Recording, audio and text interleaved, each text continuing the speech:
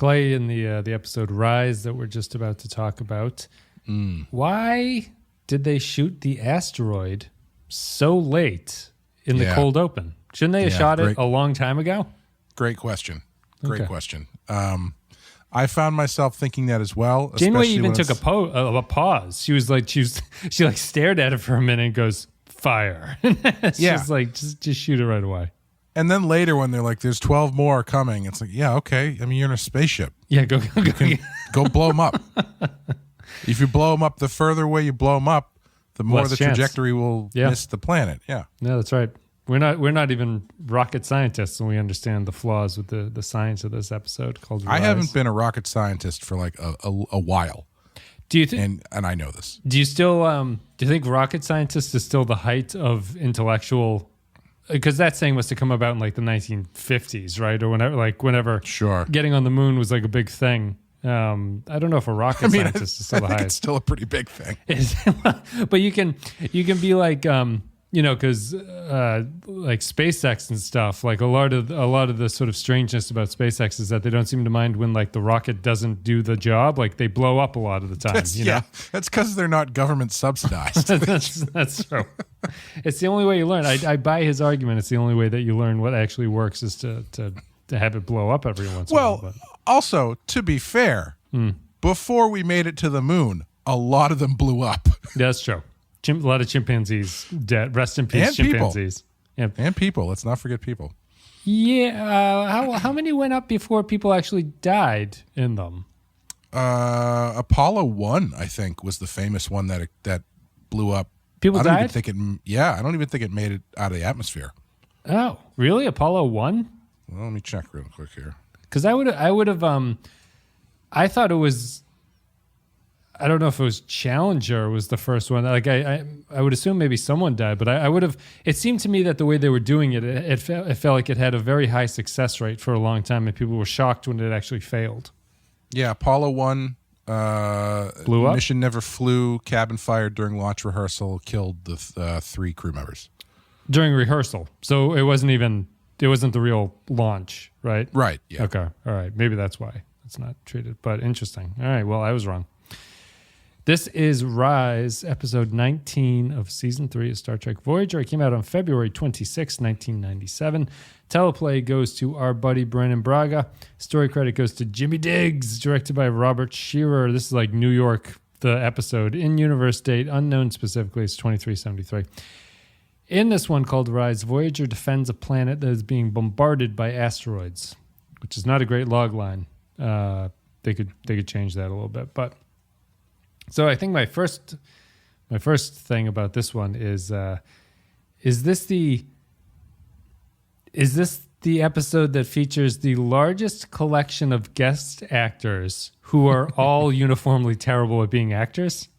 You know what I mean? Like there was, I didn't know if there was a budget cut or if they were just extremely unlucky in who was available to play guest star aliens of the week. But normally, in a group of aliens, they're normally somewhat competent. There might be someone who sticks out as like, well, that guy is not very good at playing this alien role. But here, I thought everyone except for the old ambassador at the start who's on Voyager, I thought they were all terrible, like just embarrassingly bad actors for what they needed to do.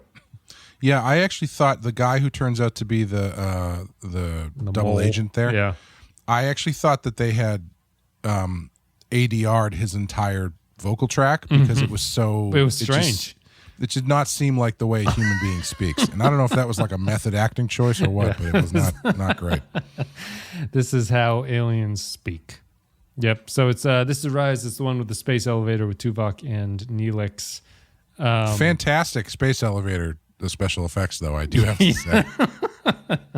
Well, I mean, it came out before, which was the Star Trek... Was it Star Trek 09? Is that the one that had the space elevator? Yeah. Yeah, that's the mine shaft or whatever they say that it is in that, but that's the one, I think, right? So I guess Voyager's more influential on later Trek than I realized, having not seen all of Voyager, but it feels like modern Trek references either inadvertently or intentionally a lot of Voyager ideas, which is I don't know what that says about anything. Not that a space elevator is an unheralded or unbelievable thing to come up with, but it struck me as something. I don't know. There's not a lot else that really strikes me about the episode, so I was thinking about Star Trek 09. What'd you think of Rise? I thought this was a perfectly serviceable 3 of an episode. Okay. Like it was fine. It was right down the middle. I thought the Tuvok and Neelix stuff was kind of interesting. And I liked that they actually held on to and committed to that plot thread for the most part. Mm-hmm. Everything else. Sorry, what do you mean committed to that plot thread? Well, the idea that Neelix thinks that Tuvok doesn't take him seriously, and that Neelix feels the need to try and prove himself and all that kind of stuff. I thought that stuff was fine. It was probably one of the more interesting things they've done with Neelix lately, because he's trying to become a Starfleet officer, and Tuvok clearly thinks he's wasting his time. So having a pushback there, and they get into that kind of slightly hacky dialogue about Vulcans never going with their gut and all that kind of stuff, which was fine. Yep. Everything else was what it is. It's like the first thing I thought is when they got to the planet, or when they took the shuttle down. My first thought was, when was the last time on this show there was a clean shuttle mission? No, Every time they take the shuttle, something horrible happens. They've crashed so many shuttles on this show. It's not, forget about Apollo 1. They haven't had a successful launch of a shuttle the entire run of the series, I don't think. Give up on it. I thought the asteroids as missiles was a fun idea. Yeah. But I didn't think that was really in service of much, because that was just kind of like it was sort of the tail end to the wraparound story more than anything else. It didn't really have much to do with the actual meat of the episode. It killed me, the scene with Chakotay hitting the thing with a hammer, and then they pop it open. They're like, I've never seen an asteroid like this. It's like a computer is inside. Yes. They just happened to get the piece that exploded off of the asteroid they blew up that had the computer fully intact inside it. Chakotay hitting it with the hammer and then just like popping it off. So in that way that like a prop asteroid will pop open, it's just like a little styrofoam hat on top of it, and it exposes it. Yeah, Rise is I don't know if you remember it, but we did an episode, or you and Darren Mooney actually did it, because I wasn't around, but I watched the episode. There's an episode in Deep Space Nine called Ascent, which is where Odo and Quark get stranded after a shuttlecraft. Oh, of course. They're on the mountain with each other. Yeah, it's a great one. This is there's no bigger of a highlight of a difference, I think, between DS9 and Voyager. Yes. Really. This to me is another Voyager episode where the show is again unwilling to really do any kind of character work. So what they do is they have these episodes that are based around a sci-fi plot instead, where it does this, I'll keep calling it like an Enterprise-y thing, or it's even a New Trek thing, where they'll introduce a little bit of a problem, and then they'll come up with like another little bit of a problem. So they'll like solve a problem very quickly, and then a new thing will pop up, and that'll become the problem that they have to solve. Yeah. So it's like, they have to find the elevator. They get on the elevator. Oh, the thing's broken. Oh, the guy is going crazy. The guy's trying to launch the thing. They're up on the thing now. Oh, it's not going fast enough. Oh, Neelix didn't know exactly what was going on. And so they keep adding these things, which is, in a normal drama, which is all fine and good, and that you should be doing it. But what this show doesn't do, in the way that DS9 did with the Ascent, is that you have to have the Neelix and Tuvok thing be like central to the problem. Right. It's like Voyager just sticks it in, it's like 15 minutes from the end. So it's what you were saying. They don't even have enough character work to carry them to the end of the episode. They come up with a spy plot to get there, Right. Yeah. It just feels so stupid. It doesn't feel interesting in the way that like Odo and Quark is kind of fun to watch them actually talk to each other, because they are combative with each other, and there's there's an actual like interesting tingle of dialogue sometimes between those two. But Tuvok and Neelix are just, Tuvok hates Neelix. That's right. That's it. That's the only thing that goes on in that story. Yeah. it's fine. I think it's funny because, like, I think obviously, much like Deep Space Nine figured out, the answer would be to force Tuvok and Neelix to work together by themselves. Right. Yeah. But I feel like that's every other episode of Voyager now is two people get stranded somewhere and then, Work it's together like they to get out. Yeah, they have to keep throwing in these sci-fi things too. And I know it's funny. I'm sure there's somebody screaming at their phone or their car stereo or whatever, saying it's a science fiction show. Why are you mad that there's sci-fi plots in it? Mm-hmm. But it's just that they are so clearly window dressing. Yeah. In a way that is ever really satisfying. Like there's no, I don't feel any stakes really to asteroid missiles from a like the fact that this episode ends with Neelix just explaining everything. Yeah. Was like, all right, I don't know if this is the right way to do this. Yeah. But I guess you got to get all the information out somehow, I suppose. I don't know. It's all just like it's a lack of investments in the idea or something. Like I didn't even think that they came up with an interesting use of the space elevator, which is kind of a neat thing. And like I just feel that if you had maybe if they had a little bit more time or they had something else going on, there's a little bit of like, other than just fighting on top of it and kicking the guy out the door to solve the problem, I feel like there's some interesting things that you could get into there, but they don't even really, it's a sci-fi plot, but it doesn't even really want to do anything with the sci-fi angle of the plot of being on the elevator. Because I'd be all for a very clever episode that has them on a space elevator that comes up with incredibly interesting problems that you would run into on a space elevator. Like I'm okay with that.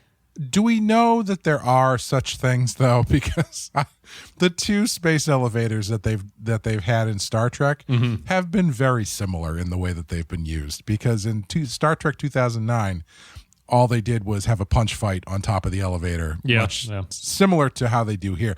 I think it's one of those things. As a concept, space elevator is fascinating. Yep. But it's a good set piece, but I don't really know what you do once you get there. Yeah.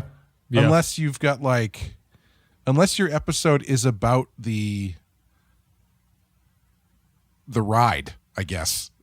If it's like two people stuck in the space elevator. Right, just killing time to get up to the top. I don't know. I'm not really sure where you go other than, it's a space elevators are kind of cool. That's fair. It's an elevator that goes to space. It is fair. Maybe there's not anything you could really do with it. I guess it comes back to like Odo and Quark were just climbing up a mountain. It's like one of them got hurt and it was cold and things like that. It doesn't. The setup isn't particularly important, but I do feel that you gotta come up with. Here's a question. Even how weird it is. Yeah. I don't know how conceptually space elevators are supposed to work, but when you re-enter the atmosphere. Famously, you burn up because of the massive amount of friction and all that kind of stuff, right? Mm-hmm. And because of the speed that you're going at. If you were going on a space elevator that was traveling at a slower speed, would that not be an issue? What's traveling at a slower speed? So the space elevator... Going up and down is not free falling into the atmosphere the way a spaceship would. And so theoretically, the friction would not be as intense. Right. You could slow it down and just slowly go down. Yeah. Would it not be an issue? Or is there just like anytime you enter the atmosphere, you have to pass through a wall of fire? I don't think it would be an issue. I think it's the speed of hitting the air or hitting the air molecules that would cause a problem. So I don't think there's any way that the space elevator could work because it seems like, I don't know what it's tied to on the other side. Is it tied to a moon or something? Right. I have no idea. Yeah. So I would imagine you'd have a lot of torque on the elevator shaft or whatever they have. So a lot of pulleys in that system. Yeah. It's got to have a lot of safety features, which apparently Neelix was not altogether up to date on. But I don't know. I think it's like a...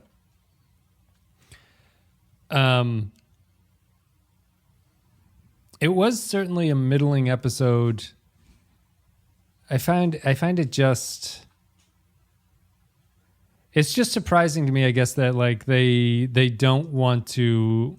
They're not interested in really having Tuvok and Neelix have any kind of conversation about anything. And like the Neelix's backstory was starting to get to me here too, because it's not the first time they brought up that he comes from like a war-torn background, you know? And Right. It seems just so desperate to make him not be a clown character. That it's like kind of like what they did with Loxana Troy, which is to explain that the reason she's so controlling of her daughter and everything is because in the 7th season of TNG, they revealed that she had a daughter that died as a child, you know? So it like that reconfigures your understanding of the character as to why she is so annoying the entire prior 6 seasons that you've seen her. But here it's like it doesn't reconceptualize Neelix or anything. It doesn't do anything. I find Neelix is I don't even sympathize with Neelix and what he decides to do when he constantly like lies about his knowledge of things, you know?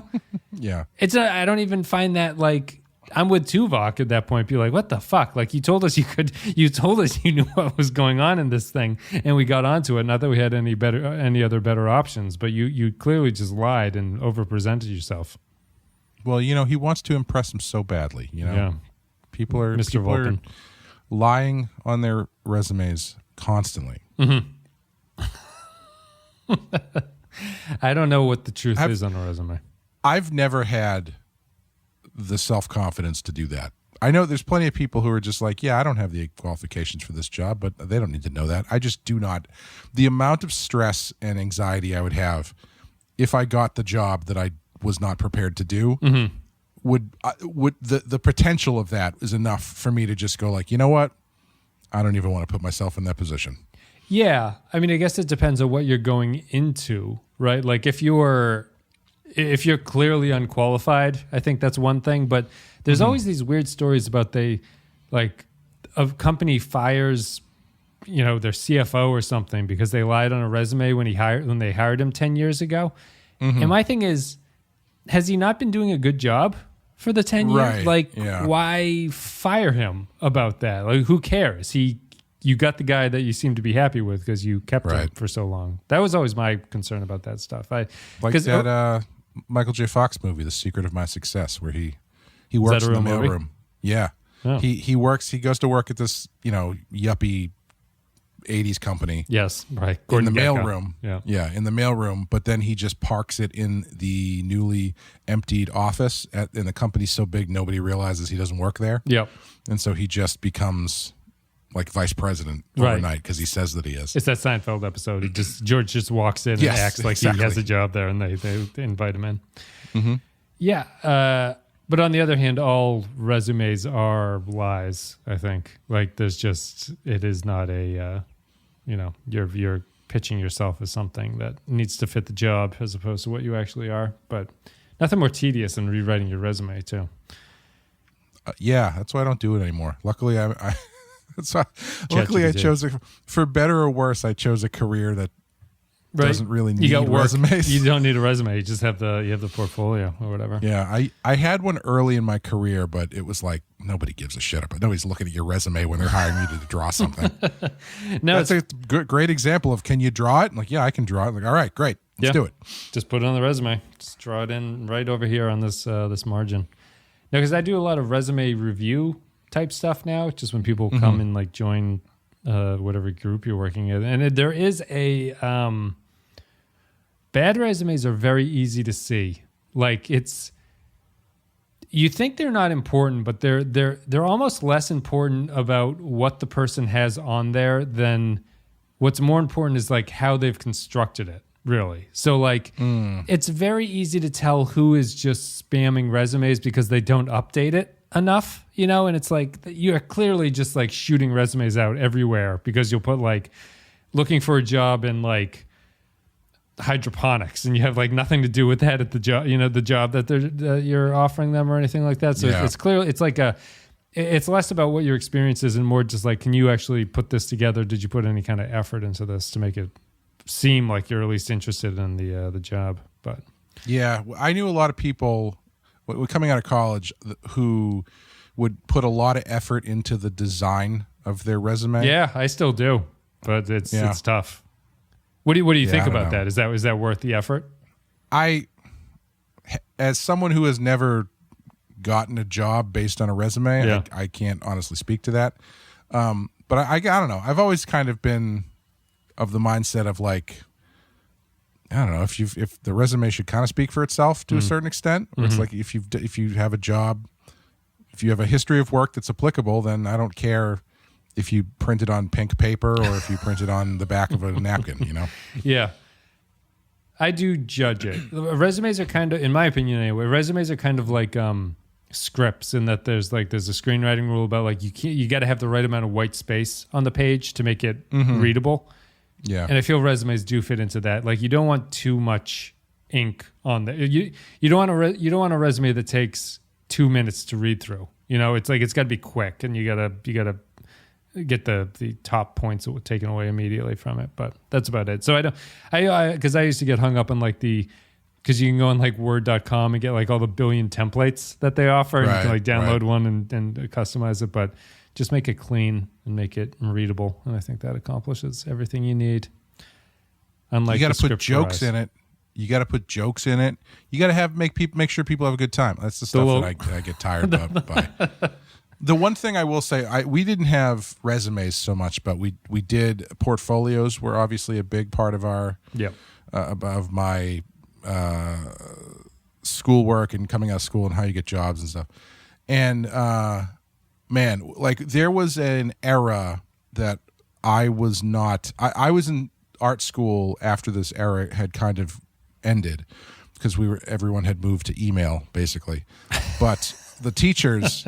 I know I sound like I'm a million years old. Yeah. But the teachers still were of the pre-email era. Yeah. And so like they would value very highly making a portfolio that you can leave behind that leaves an impression. And like I remember seeing a kid who had, for his portfolio, he had handcrafted a wooden box. Wow. Like an ornate wooden box. And inside were each of his pieces printed and mounted on like solid pieces of like masonite or wood or something. Like it was like an event, this portfolio. And I don't know if the work really lived up to it, but it was it was one of those things where would he take the box home with him after he'd go? He would. This is the other thing. It's like there was this period of time where you would drop your portfolio off and then come back and pick it up. Oh wow! And so like I know, which is fucking insane. Yeah. And so like the idea would be you're dropping off this, you know, what looks like a cursed object you picked up in Chinatown or something, and then you're going to get a job 3 days later. Yes, you're going to get a job based on it. And I'm like, I always thought like, I don't know, man, like print it on a nice piece of paper and put it in a binder that doesn't look like it cost 30 cents and let your work speak for itself. Yeah. Yeah, that's true. Wow, I didn't realize people would have to actually go back. That's almost, if you don't get the job, it's just an embarrassment central having to go collect your box with your stuff. Well, the thing is, like the creative arts for a long time, I mean, I guess it kind of always is, but for a long time, it kind of turned into a bit of an arms race where, like Drew Struzan, the poster artist, talks about how when he started doing posters, he would start doing these layout like comps that were finished drawings basically, and nobody was doing that. And so he was getting the jobs because he was doing such tight comps. Yep. And then everybody started doing that, and then it became this arms race where once everybody started doing finished drawings, he started doing finished paintings. And so it just kept going further and further until like you've got people doing these comps for jobs they might not get, and they're doing finished paintings that probably took them like multiple days to do. And then you end up not getting the job, So it's one of those weird things where it's just escalation after escalation. Because I posted a podcast on the Discord today. It was about a conversation about the Hollywood strike, and that was actually a point of contention that the Writers Guild is working towards, which is that they think that they're not currently. So what they're fighting for, one of the things that they want to gain in this negotiation is if you get invited to pitch, you should be paid for that.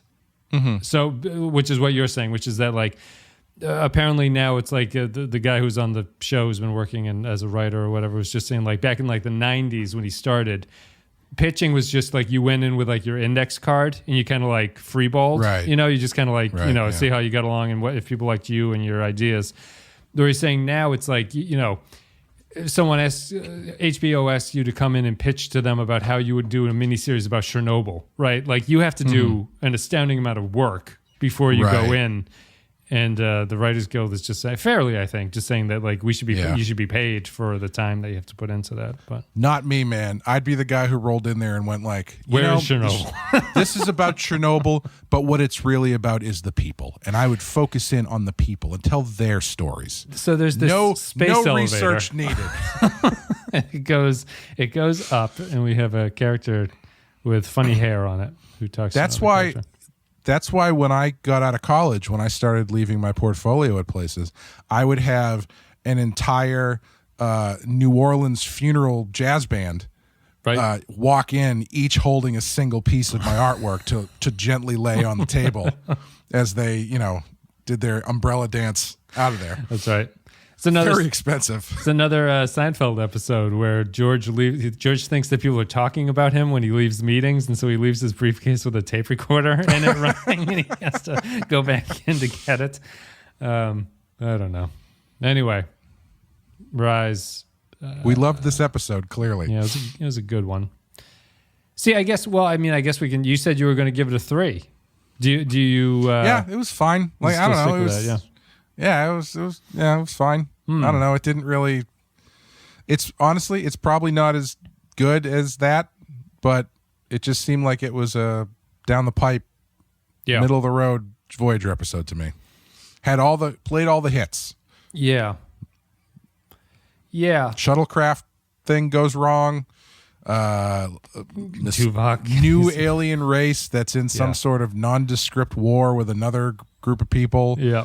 Recycled alien design that looks a little bit too much like the Cardassians, but isn't. Yeah, they look a little bit like the Cardassians, and then there was an aliens in season, I think it's Liaisons in season 7 of TNG, where they're just wearing like black leotards. That's kind of what these guys are pulling off. Yeah. Yeah, so I as always try to, on the ranking system, like a 3 of TNG does not need, like a 3 of Voyager is not distinct from a 3 of TNG. Like they exist on the same scale with each other, I guess. Sure. Which is to say, like if one series was terrible, the rating wouldn't change just because it was like an average episode of a terrible show, basically. Sure. Which is not, I'm not saying that we have to stick to that, but I guess that my reason why I'm going to be giving it a lower review, I suppose, is that like,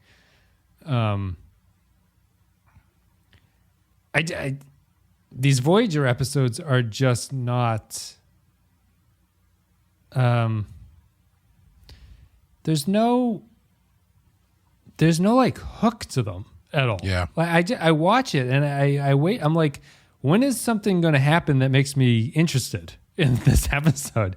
And a lot of them just don't ever get to that point of doing something that's interesting. And it's, we talked about it before. It's just, it's funny how quickly, it's funny how much Voyager moved into Enterprise, or how much like Enterprise absorbed from it in terms of what they wanted to do. But it's been a real change coming off TNG and DS9, if you're looking at it chronologically, about how Voyager wants to tell its stories. And, I was just, when Tuvok and Neelix are sort of like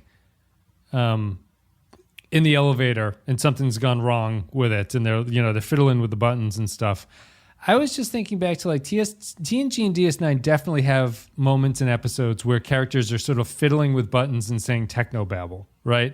Yeah. But I never felt like 95% of an episode in those shows was doing that kind of thing. And Voyager just feels like it really depends on pushing a lot of buttons and saying shit and not actually doing anything about it. Like they don't get into the war here. There's no real interesting spy drama about like who of us is the spy. You know, it just kind of is a thing that's happening. Yeah. There's no people are being poisoned, and there's not a lot of like interrogation of it. And there's not a lot of like they're not talking about the war. They don't talk about Tuvok and Neelix and how they're interacting. There's like so many things that you could talk about, and none of it is discussed except for pushing buttons.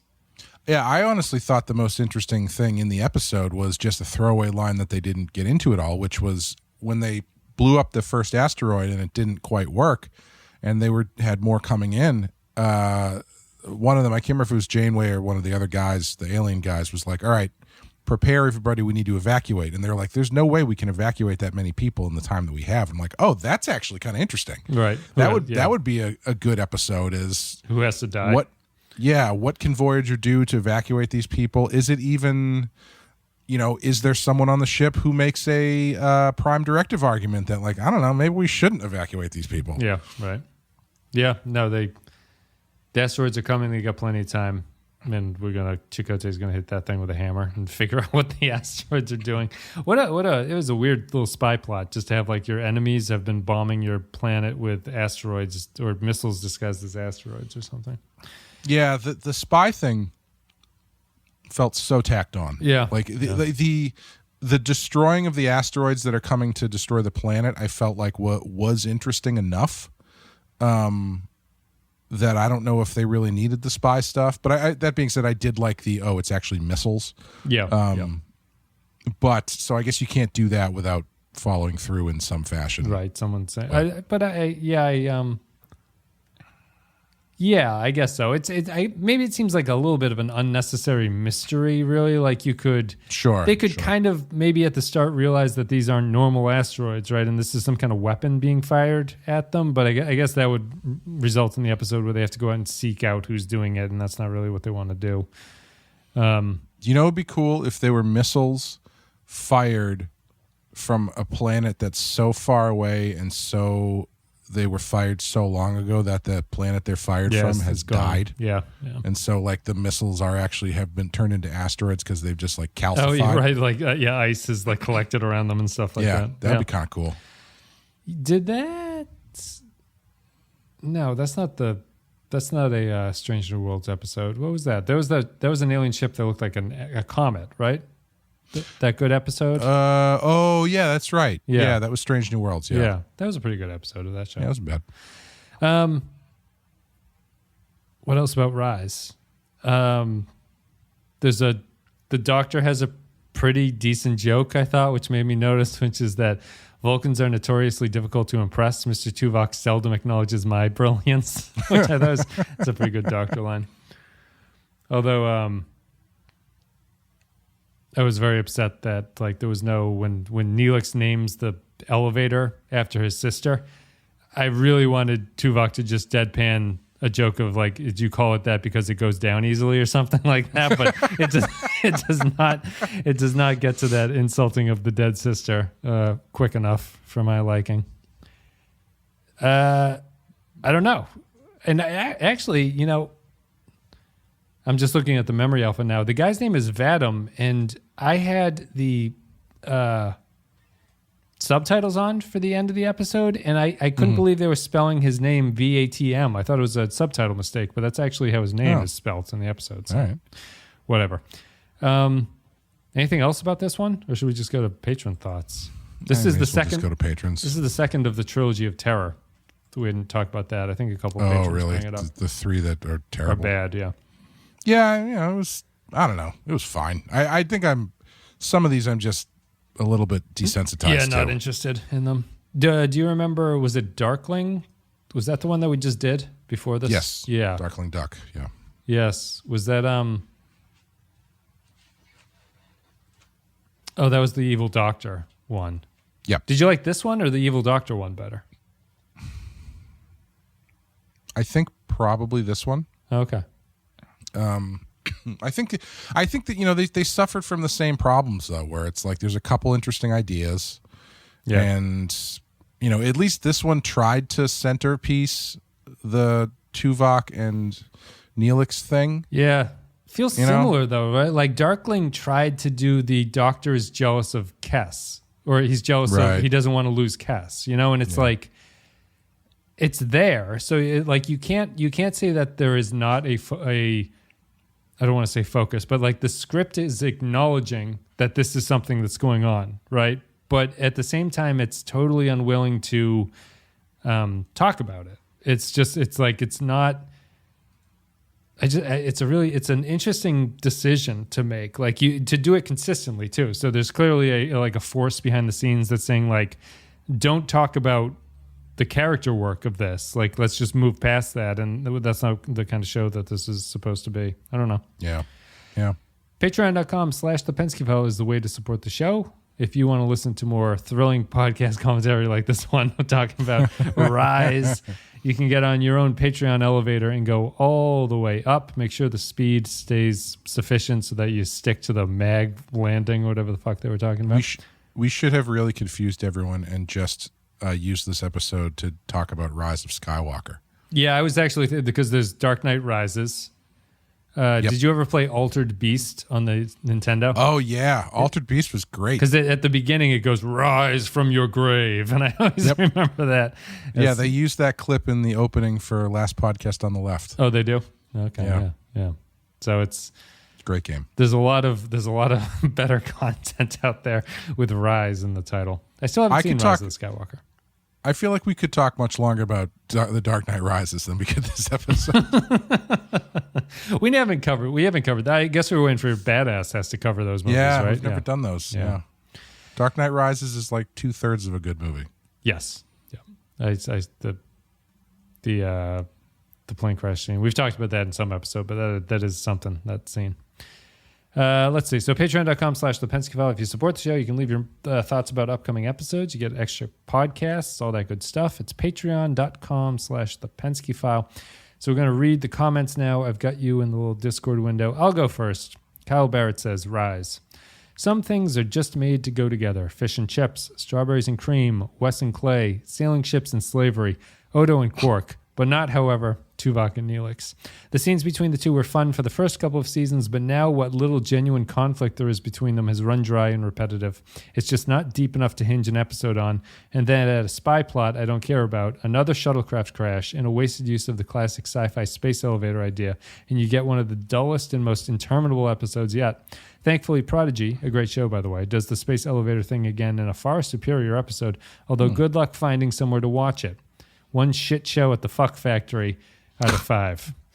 I bet Doctor Who would do the space elevator really well, because I feel like that's the kind of show that would do the entire episode as a bottle episode that takes place on the space elevator as it goes up to the destination, and there's it's like a murder mystery or something. I could see a Black Mirror episode doing the same thing, being very good for some reason. But it's about a kid who jumps into the space elevator, hits all the buttons, and then jumps out.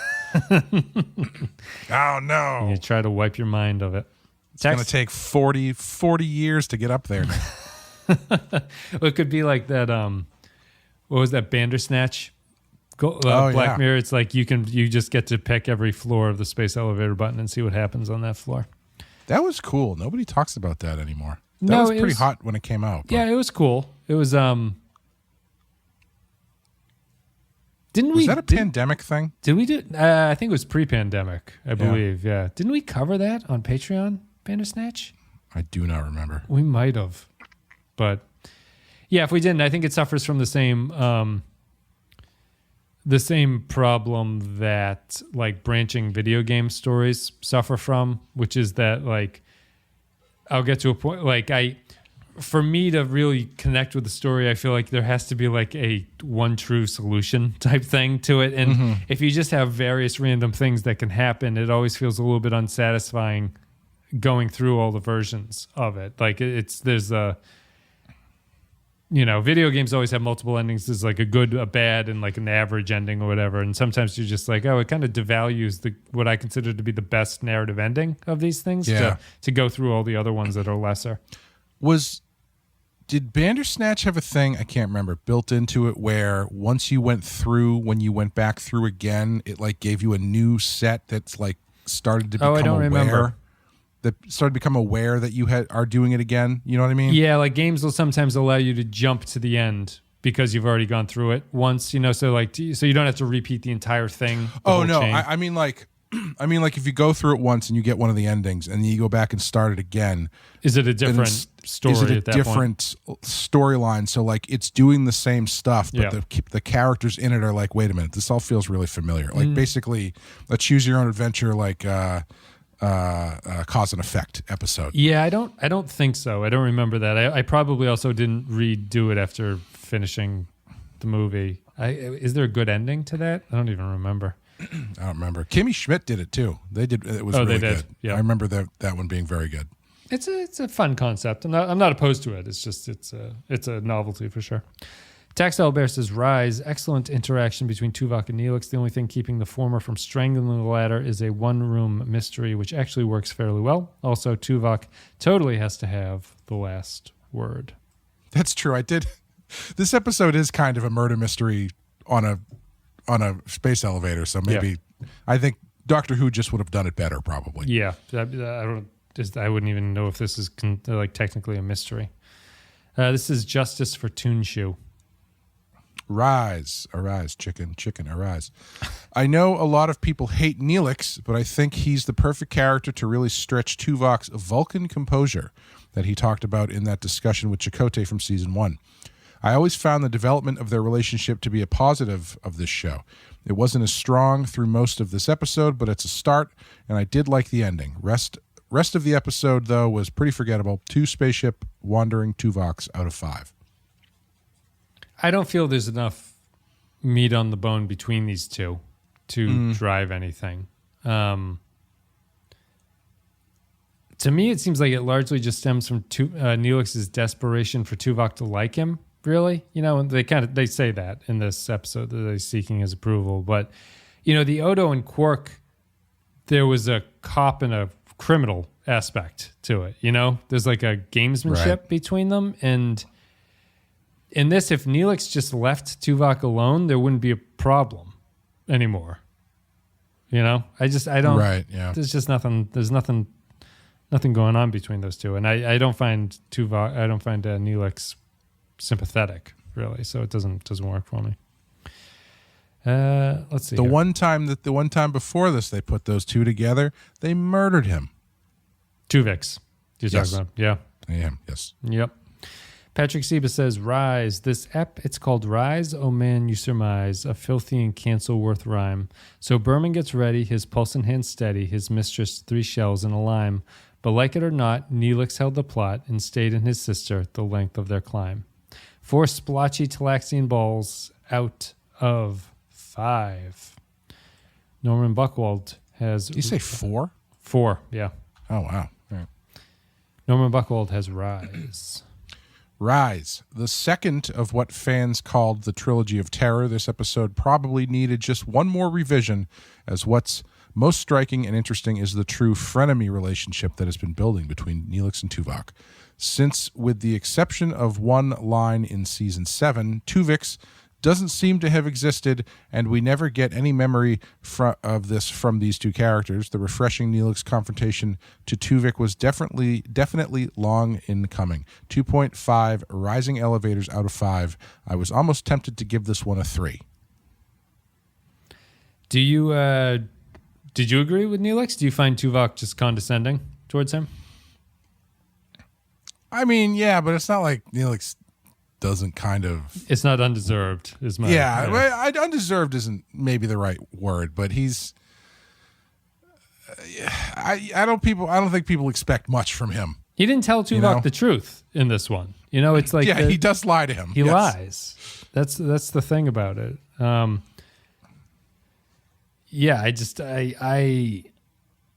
I guess because it's been a couple comments, but I just disagree. Like, I don't feel that Neelix has any grounds to really complain, where it's like he usually just embarrasses himself in front of Tuvok. And I think that the problem is that Neelix, as written, doesn't have a leg to stand on as to fight back against Tuvok, because it just comes down to like, you don't rely on your gut feelings. So it's like, well, Neelix, like largely most of the time your gut feelings get people into trouble on this show. That's true. Yes. Well, this time he studied a model. Yeah. So 1/10. It's still a pretty big elevator if it's only 1/10 the size of like the 6,000 miles this one was. Yeah, that's an expensive model he bought there. This is you just read that, so I read this. I'll admit it. This is Jaron Hatch. I'll admit it. I like Neelix, especially now that he's left behind that 3-year-old bag Kess and gotten into a power couple with Tuvok. 3-year-old bag. Here's the thing, though. If Janeway hadn't murdered Tuvix, he'd have had that space elevator fixed and the entire group singing Kumbaya together within an hour, all while whipping them up some gourmet omelets from that lady's rations and telling jokes. No matter how good Tuvok and Neelix are separately, they'll always be better together. 3 stars for naming an episode about a really long shaft. Rise out of 5. Is this the first episode where Neelix and Kess spoke to each other post-breakup? I felt like their scene in sickbay was the first time I've seen them interact with each other. Yeah, feels like it. I know. I was wondering. Like, I feel like that was something that they easily could have woven into this. Like, why is Neelix going so hard? Oh, yeah. Yep. In the shaft, as you might say. Yep. Because, he's Kess has broken up with him. He doesn't know if he feels like he's got a place anymore. Right. Midlife crisis. He's got to figure himself out. Yeah. No, they don't do that. Changeling says, Rise, one thing I don't get about Voyager, the species that don't have transport technology never bat an eye at it. Like, these guys are using space elevators, and when Tuvok tells them about beaming, none of them go, wait, what the fuck? You can do that? Also, I have a weird affinity for crappy CGI effects, and when the ambassador gets blown out of the cart, chef's kiss. 4, it's only a model out of 5. That is true. I mean, like, the first time that I discovered that cars had Bluetooth technology, it was like someone from the future had come and given me the secrets to life or whatever. Yep. So if someone were to just be like, oh yeah, no, we have beaming technology, I would probably lose my mind. Have you ridden in a Tesla or any of the new like e-cars that are computerized? I have not, like a self-drive one. No, just because the modern e-cars are so, just because you brought up Bluetooth, the modern e-cars are like so computerized that like the connecting to your phone and everything. I haven't been in one. I'm still used to Bluetooth in a car, which to me is one of the most frustrating technologies of all time is Bluetooth. But I've never been in a new Tesla. Bluetooth is strange because it feels like it should be really easy, but it is. It is not. It is only 1 out of 10 times is a wire. What am I trying to say? Only 10% of the time does Bluetooth feel easier than a wire plugging into your phone and listening to it that way. Yeah, I have these Bluetooth speakers that I got specifically because they have a transponder thing that I can hook up to my TV. Yeah. And so then I can send the signal to 2 separate Bluetooth speakers. So I have kind of like a surround sound thing. Yeah. And after I got them, I powered them up and they just kept dropping signals after like 10 minutes. And I was like, what the hell am I doing wrong? And I kind of was looking into it and I finally found like a Reddit thread.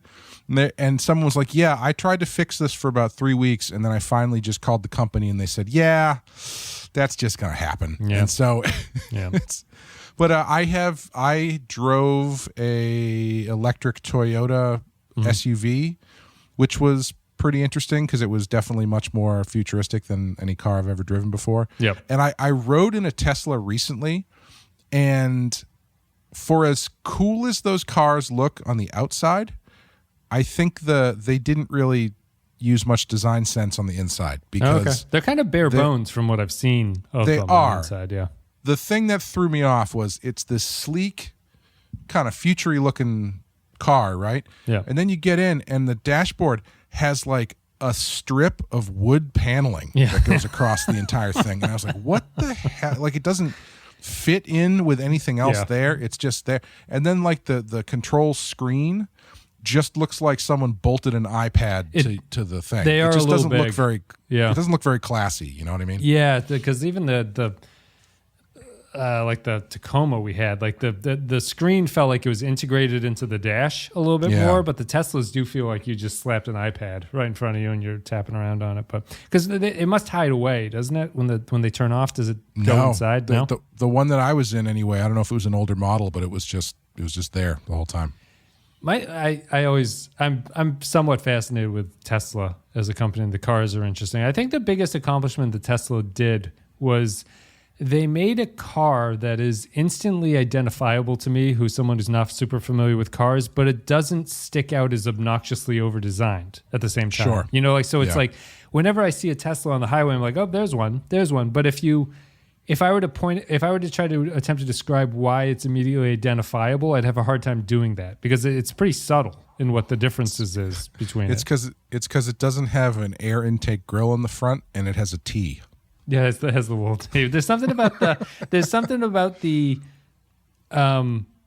like the wheel, not the wheel shape, but like the fuck is it called? Like the fenders basically around the wheels or something. It has a unique shape to it, but the T does give it away. And the quiet as it sneaks up on you and tries to run you over, running silently.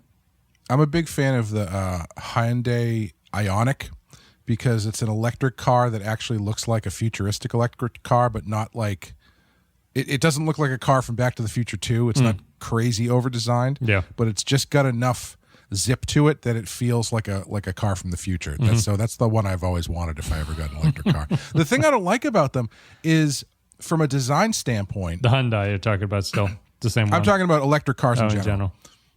I feel like some of them have figured out the solution to this, but a lot of them haven't, is the fact that you don't need the air intake grill in the front. Right. And so you kind of don't realize how integral that front piece is to a car design until you take it away. Yeah. And so you've got some of these cars that just don't know what to do with that front section. And so it's just like flat and the same color as the rest of the car, and there's no contouring to it or anything. And it just looks terrible. Yeah.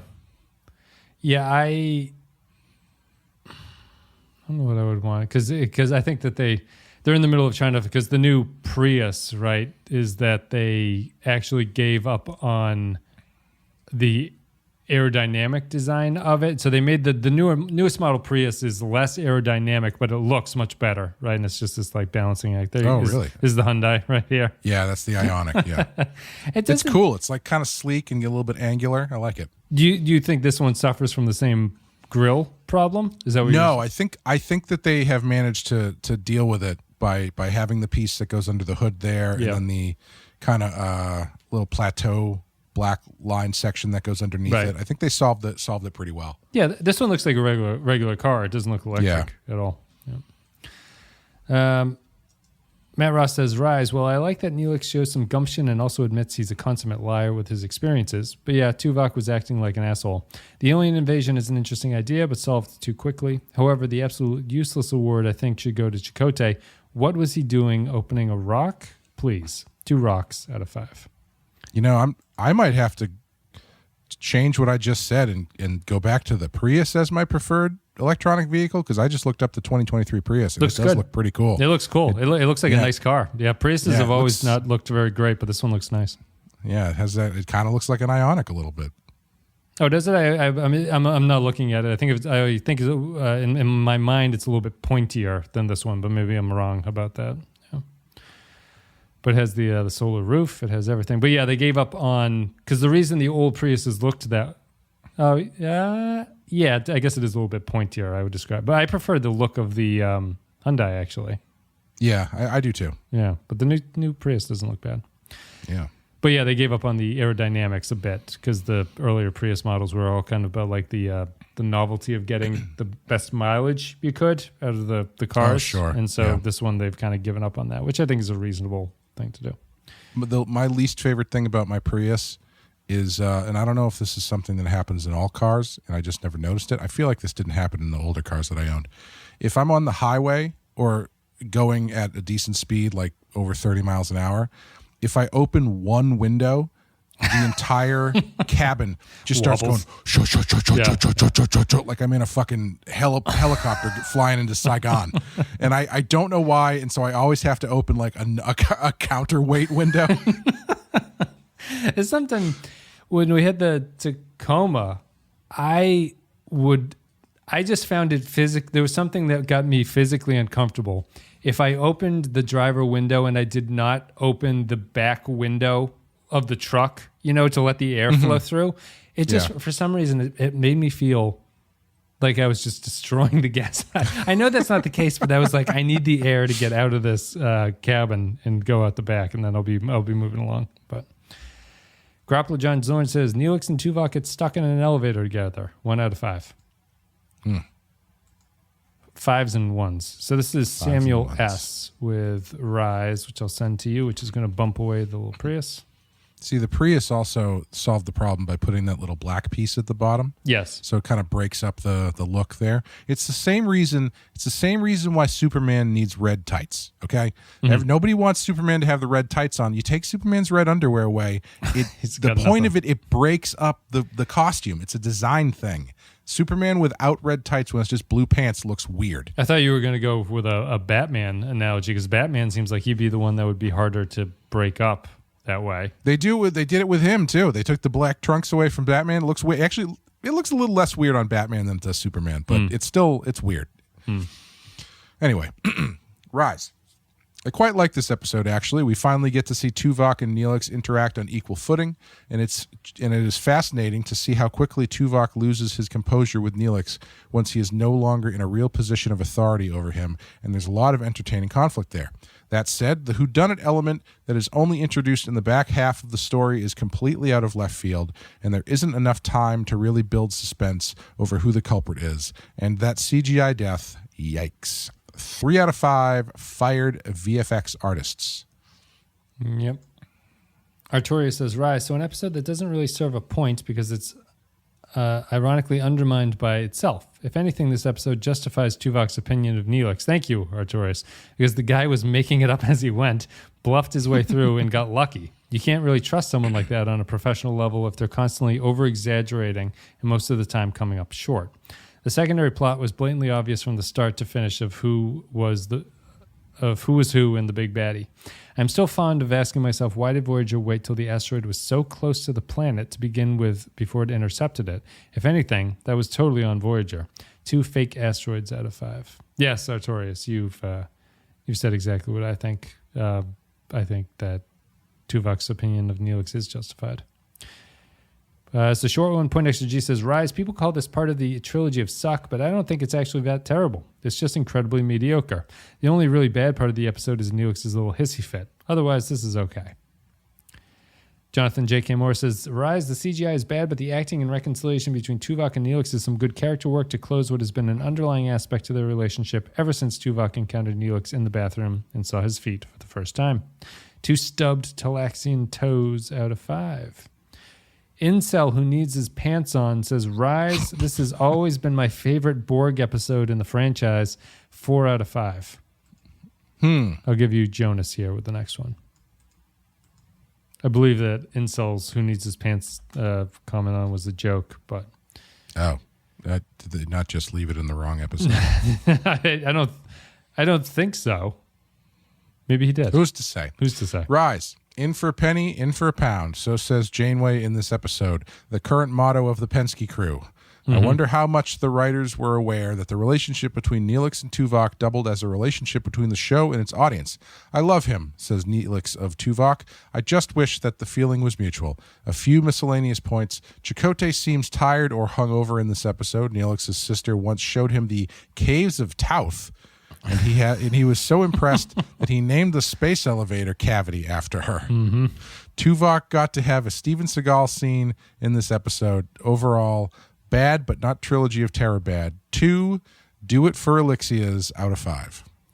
People are making fun of the CGI. I thought the worst part was the actors having to do a lot of wind tunnel acting and pretending like they're being blown over when they were nowhere near being blown over. The one that got me was when the one guy, the bald guy, tried to he sets off the elevator so it starts launching. Yeah. And then Neelix comes in and goes over to the the control panel. He has the worst Star Trek standing shaking acting I've ever seen. He was bouncing around like he was like in a Devo video or something. He did have kind of a prize fighter waiting for the round to start, kind of bounce to himself.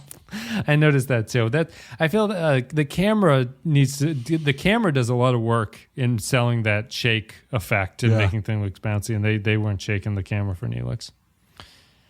A couple more. Royo says, Rise, a cliched plot, but with a space elevator. I like space elevators, so I'm willing to say it's a neat concept, but you can really feel the TV budget when they have to go outside the elevator mid-flight, and the guest stars were awful. But I suppose JJ's Star Trek 09 doing something similar with a massive budget skydiving stunt onto a hanging space laser to have a sword fight was more obnoxious than anything else, so I'll overlook it. At least Rise has the tension of a secret assassin amongst them trying to undermine the crew. Tim Russ was in top form here. It's nice to see a put-upon Vulcan capable of leading a team of survivors to safety without it all going to shit like what happened to Spock in the Galileo 7. 3 out of 5. I will hear no shit-talking of the space elevator sequence from Star Trek 2009. Christian Pouch says, Rise, it ain't that bad. It's a huge coincidence that they all happen to be near the space elevator, but Neelix actually gets to be useful in his own way. Plus, Mr. Sklar return to the surface is funny. Pity he didn't get a chance to say, hey, Sklar, remember when I said I'd kill you last? I lied. 3 out of 5. Or, see you at the party, Sklar. Yeah. Throw his arms out at him. See you at the party. This one you can read. This is Vault 13 Hero with Rise. A lot of comments on this one. We didn't have a lot of comments on Darkling. The one where Tuvok is a dick to Neelix on an elevator. I actually liked Neelix in this episode, felt he was less annoying, and his heart was definitely in the right place.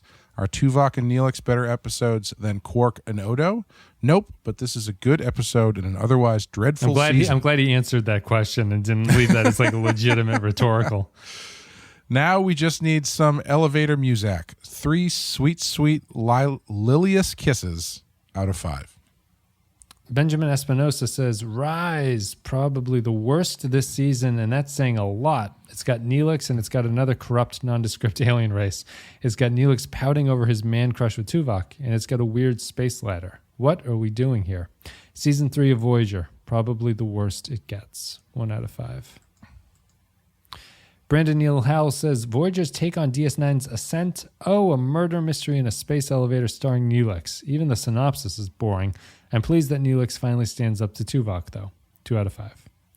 And finally, you can read this one, Clay. Would go out strong. This is Woodrow with the final comment from the patrons about Rise. Feels like a new Trek episode. Tuvok is correct. No one wants to hear about Neelix's feelings or tragic backstory when there's work to be done. And the contrivance of making Neelix indispensable does not improve the quality of this annoying character. 1 out of 5.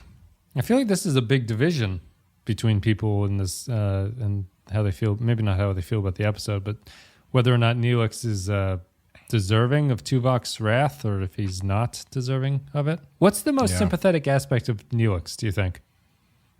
I don't know how much you sympathize with him. It's maybe I'm just assuming you sympathize with him more than I do, but I'm just curious what you would say, even if you don't believe it. Probably that he's so desperate to fit in. Mm-hmm. Like that's a fair, he's kind of like a puppy in a certain sense. Yeah. Would you say, if you were to, would you do anything different if you were to go back in time and write Voyager to change how Tuvok portrays that? Do you think that the show lives with his sort of pathetic desperation enough? Because I think my problem with Neelix is that to me he comes across more as like he's confident in these things, like he's confident in his annoyingness. Yeah, it's not like a David Brenty thing or anything like that. Well, but I feel like this episode kind of shows that his confidence is overconfidence. He's compensating for stuff, right? Right. So he always goes into these situations wanting to impress people, and he usually fucks it up, but it's not for lack of trying. Yeah.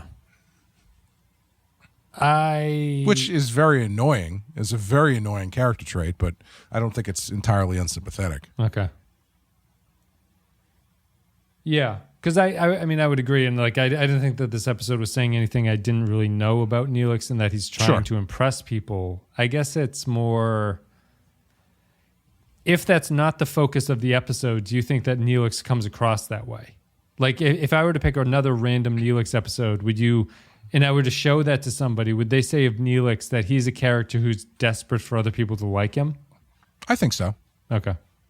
Because, I mean, I feel like his creation of Hedonism 2 very much is him trying to get everybody like he's the morale officer, right? Like that's his whole job is to try and get people's spirits up and. But I always justify his own role on the ship. Yeah, I always feel the morale officer was given to him because he's so confident and like willing. You know, he's like a person who is always very ready to boost the spirits of things. You know. Yeah, I don't think they're mutually exclusive. I think he'd be both. But wouldn't he be worse at his job if he was? I guess is he bad at his job? I don't know if he's great at his job. I don't even know if he's good at his job. So we'll end it there. Thanks, everybody, for listening to the show. Thank you for supporting us on Patreon at patreon.com/The Pensky File. It's much appreciated. This was Rise, and the next episode is going to be Favorite Son, which is the ending of the Trilogy of Terror. I'm going to put up a new comment block for the remaining episodes of Season 3, I think. I think we can fit them all in. Maybe not. Maybe there's 2 more. But anyway, they'll be up on Patreon, so you can leave your thoughts there as well. And Favorite Son is our next episode. Clay, on our scale of 1 to 5, you're going to give this one a 3. I think I'm going to move down to a 2. Okay. I'm going to give it a 2 as well. Yeah. Any particular reason? Nah, it's just, it was fine as I was watching it, but then talking about it, it's like, yeah, this is garbage. Yeah, it's not. It's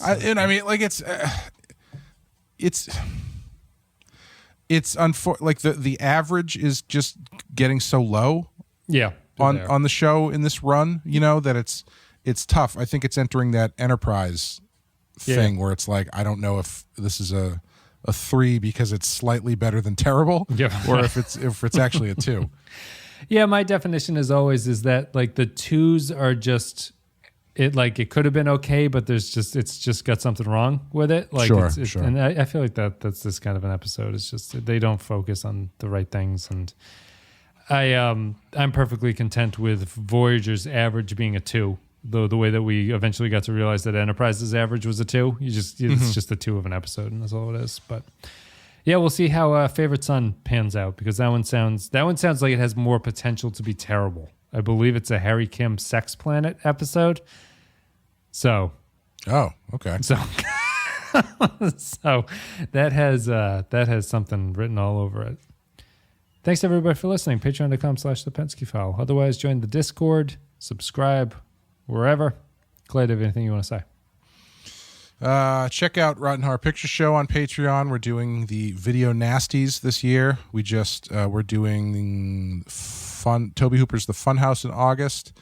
We've done all sorts of fun stuff. Mario Bava's Bay of Blood, Lucio Fulci's The Beyond, The Possession, et cetera, et cetera. And we just on the main feed, we just did The Exorcist in honor of the late, great Billy Friedkin, which was, we almost went for 2 hours in that episode. So we talked for it. And I didn't accidentally delete it this time, which is huge. Good. Badass. Yeah. And on Badass, we just finished season 2 of Batman Beyond, and we'll be rolling into Batman Beyond Return of the Joker pretty soon. Yeah. We somehow did an hour and 10 minutes on Rise. Maybe it'll be a little bit less after the edit, but we did talk about electric cars for like 15 minutes. Resumes. Yes. This is getting into badass territory in this episode. This is going to be the episode that the Q&A with people are like, do you remember any episode in particular? And this is going to be the one that sticks out because of resumes. So let us be the dancing Microsoft paperclip of your lives, and let us ask if you guys need anything. And we will be back next week with Favorite Son to talk about what I believe is Harry Kim. So thanks everybody for listening. We'll see you next time.